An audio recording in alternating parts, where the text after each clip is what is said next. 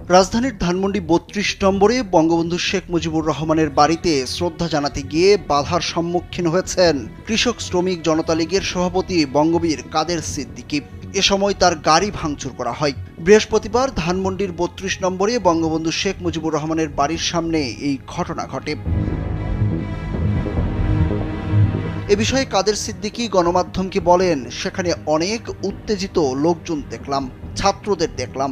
তারা তাকে বলেন, আপনি চলে যান। তিনি চলে গেছেন। এরপর গাড়ি ভাঙচুর করা হয়েছে। যাদের সঙ্গে কথা হয়েছে তারা খুব সুন্দর আচরণ করেছেন বলেও জানান কাদের সিদ্দিকী। উদ্ভূত পরিস্থিতির জন্য আওয়ামী লীগকে দায়ী করে তিনি বলেন, যখন কোনো অন্যায় কাজ বেশি হয় তখন দেশে অস্থিতিশীল পরিস্থিতি তৈরি হয়। যমুনা রেফ্রিজারেটর, খাবার ফ্রেশ তো লাইফ জম্পেশ।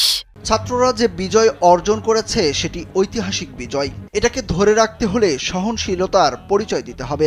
এ সময় দ্রুত পরিস্থিতি স্থিতিশীল করার উদ্যোগ নিতে সরকারের প্রতি আহ্বান জানান কৃষক শ্রমিক জনতা লীগের সভাপতি।